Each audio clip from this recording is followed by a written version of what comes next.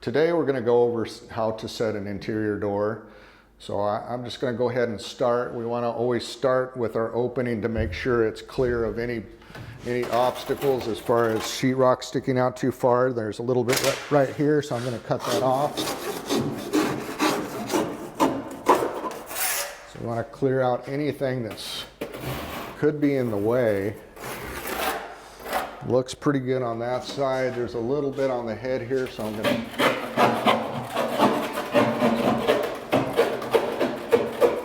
to cut that out. Make sure we're good there. So now that we're clear on the opening, we're going to go ahead and stick the door in the opening right here.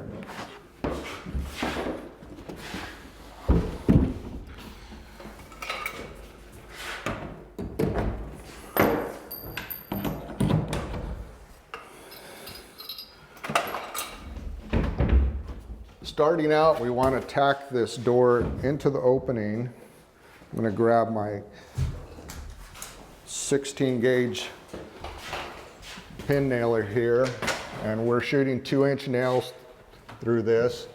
We're going to tack it on each corner of this door. We want to get as flush as we can with the drywall on both sides. We're getting our door as flush as we can with the drywall on both sides so that we have an easier time trimming the door out.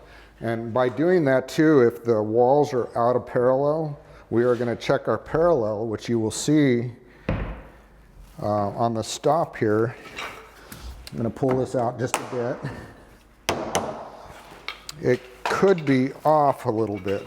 As we close this, we want to make sure that this door hits good on the stop, and as you can see, it is off. So if it's really bad, we're going to want to move each corner.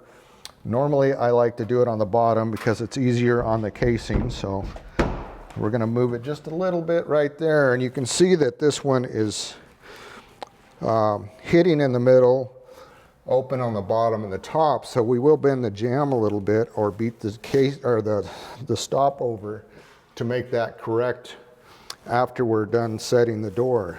We want to make sure any wall that's close to our door that we measure over, we want to make sure that we have the same measurement on the top as we do on the bottom.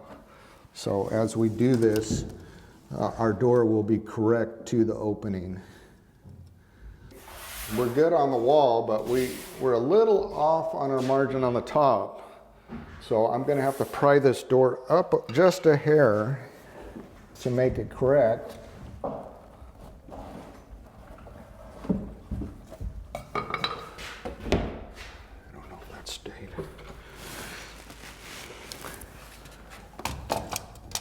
I may have to put a shim underneath it to hold it there, so I'm going to go ahead and do that. To bring that up a little bit. So here we want this to be the same size here as it is over here. So now that that looks good, I'm going to go ahead and nail my hinge side of the door so that it's solid.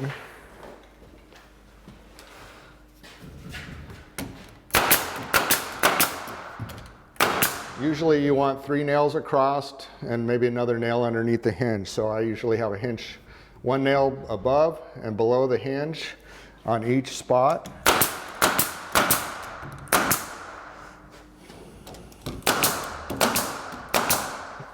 And then a couple nails on the bottom. And then we go ahead and check our margin on the hinge side to make sure we're good and make sure it didn't pull back in any way. So we're checking our margin right here, making sure it's correct still. It looks like we are still good. I'm a little tight here and here, so I'm going to have to add another nail.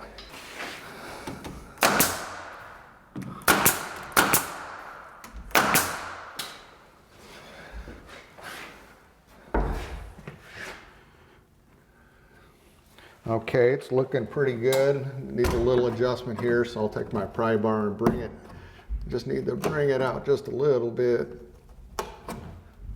And that's looking pretty darn good right there. Looks like I may need to add a couple more nails. It's not quite as good as it should be, up a little higher. So I'm gonna add a couple more. So you can see how that has changed from here to here, that the margin's straight now. Looks really good.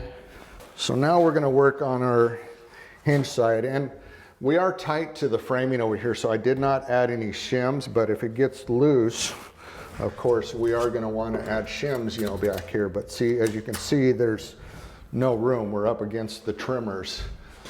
So now we're good on our head. So we're gonna get the strike side here. We want about a nickel gap. So what I'm gonna do is get it about where I want it. Add some nails. Our parallel's pretty good. We're gonna fix that completely in a minute. But as what I like to do is I usually like to start at the head, add 5 nails up here, which we already had one existing from our tacking it in. Do the same here. We know this is pretty close. I'm just gonna tack 1 nail and check it. The bottom was about where I want it, so I'm gonna add 4 nails down here. You just want to make sure that we don't twist our jamb up to where it looks out of whack. I'll talk more about that in a minute. So this is a little off here, so I'm just going to pry it just a little bit. And it's not too bad in the middle. It's a little tight on the top. So now I'm just going to get this just out just a little bit more, and then I'm going to go ahead and nail it some more, and then I'm going to add some shims. So I'm going to finish nailing this. I always like to have about 4 nails right here. I nail 2 here, 2 here, a couple more here.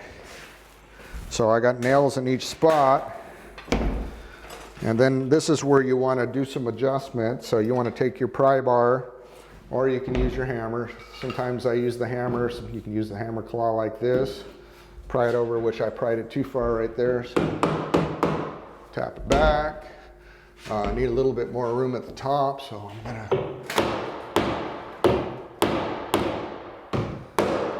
tap that a bit. This needs to come in some here. You can use your pry bar like this, or you can use your hammer. Sometimes the hammer, if you can get it in there, works a little easier because you can roll it.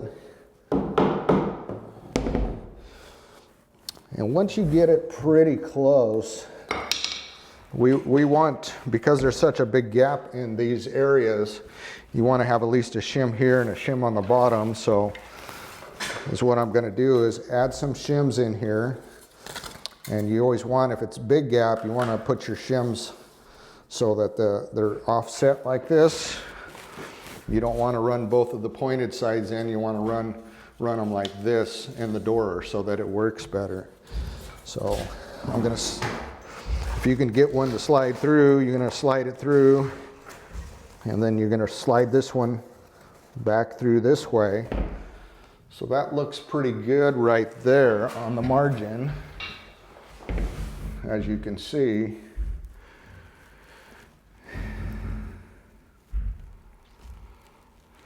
So we always want a shim at the bottom, shim at the strike. And if you're having problem areas, you may want to add some other shims. It's a little off right there. So I'm going to go ahead and add another set of shims right here, it's not a bad idea to have a set of shims up here anyways. To make the door a lot more solid. So I corrected that little bit there, and the top is still a little narrow, so I am gonna tap on that once I get it open here. But so I'm gonna go ahead and shoot another nail in each one of these shims. And I am having a little trouble with the top up here. It's a little tight, so I'm gonna hit it with a shim. Some sometimes you need to open it up a bit. So once we do that, we're going to take another look at it. Okay, so that, I'm really liking that. That looks really good. And all the margins look pretty good. Probably should have a couple in the middle because this is anything that's over 28 inches should probably have a couple nails up here in the head. So it was looking good. So I want to make sure that still looks good. Still looking really good. We are having a little trouble with the door stop. So the margin's looking really good at this point. So I like the way that looks. So the other thing that you want to look at is you want to make sure your jambs are not twisted on the bottom. So as you can see, we're just slightly over 36 inches here, maybe a 1/16 over. So we want this same measurement on the other side, and we want to make sure that our jambs are not twisted. So checking the other side here, we are actually right on, and the jambs look straight. They're not all twisted up or anything like that. While we're on this side, we are going to check the parallel and see if the door stop is hitting correctly all the way up and down. Okay, so what we're looking at here on the stop is, as you can see, it's not hitting on the bottom and it is not hitting on the top. So, and it's hitting hard in the middle. So we want this to be nice and straight all the way up and down. Sometimes you can hit the top this way a little bit and hit the bottom that way a little bit, and it might fix it. That didn't seem to really do much. So the next thing is to tap the door stop over. So that's what we're going to do. And we also want to look at the hinge side, which the hinge side is very straight, so we're not going to have to do anything there. That one looks really good. So this one here, I'm going to take a block of wood and tap it.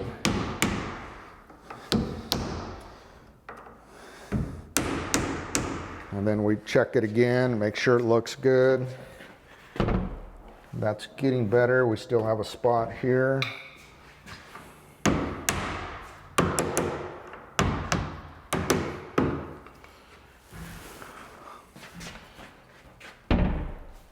Okay, so I'm going to have to tap it in a few places until that gets corrected.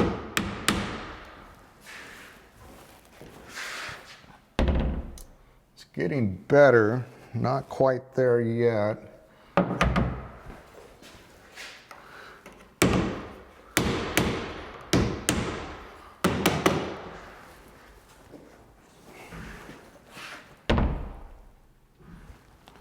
Okay.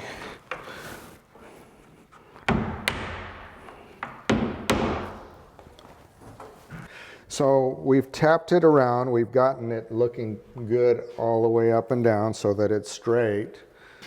Once we do this, we need to go back to the other side and make sure that we didn't, with moving things, we didn't mess up our margin in any way. Everything's looking very nicely. So at this point, we need to cut off our shims. You can either use a knife to do that, which sometimes it can be a little bit of work. You got to make a few passes.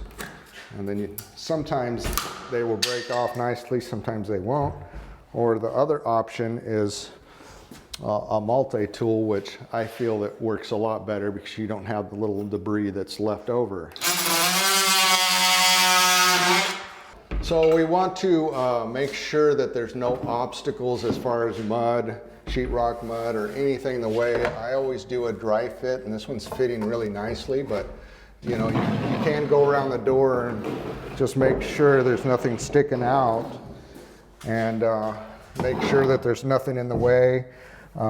Sometimes what we have to do, because the walls are so out of parallel, you have to cut the drywall, which when we're doing the sides usually will be where the obstacles are. If these do not sit down flat, which you can see this is actually sticking up a little bit right here, it's rocking. See how the casing's not all the way down. And it's kind of rocking right there. And that's because I didn't totally knot. So we want to make sure that this is fitting really nicely before we just start nailing things. So that's real easy to fix because as you can see, it's just a bunch of mud and stuff right here. You can usually just take your knife and just shave it a bit like that. And if it is a problem which that seemed to take care of it, but if it's sticking out too much, usually is what you can do is you want to make a line, you know, if you're not sure of where your casing's going to be, put a line out here so we don't go past that, and then take your knife and you can knife cut it like this, and then you just hit it a few times.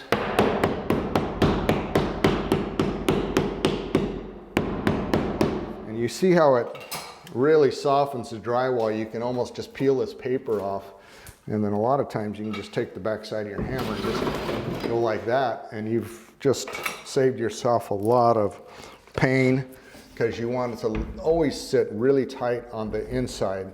The outside, I'm gonna cut. you always want it to sit. Okay, good. You always want it to sit very tight on the inside. So just by testing it right here, I can see that that's going to happen. The outside, the painters will caulk it. They will caulk it on both sides, but it will look funny if you don't do it right here. It seems like it's rocked a little bit right here, some too. So I'm just going to go a little farther, you know. So that looks like it's going to lay down pretty nicely. There's a little something happening here. That's mostly because of what I did there with the hammer. So a lot of times you can just, you know, get rid of that stuff, you know, and tap it down. So now we know it looks like it'll sit pretty nicely all the way up and down. That's kind of the pre-run of making sure that our casing is going to be nice when we do it. This side, you know, I'm just going to check it out briefly, you know. It looks like there's a little bubble there. And so I'm just going to look to see what it is. Looks like the jamb was sticking out just a little bit there because of a crack. And that seemed to be all it was. So now we're going to go ahead and put our casing on. We have switched guns to the 18 gauge gun, and we're shooting an 1 3/4 nail in this process right here. So it's what I normally like to do is put some glue on the miters so that we have a nice solid tight fit that's not going to separate later. You want to line up with you got this groove on each side, so that's kind of your gauge where you want to be, and you want about anywhere from 1/4 to 5/16 on this.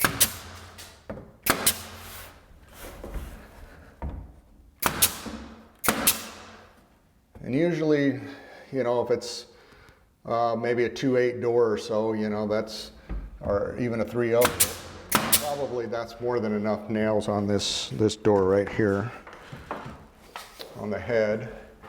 And then doing the sides, you want to get as tight a miter as you can. I usually put 4 nails up here at the top because it helps me to bend it around if I need to. So you want to keep the margin straight all the way down through, so it's easier sometimes just to nail just the one side if you're not real familiar with doing it. I like a nail on each side of the strike right there.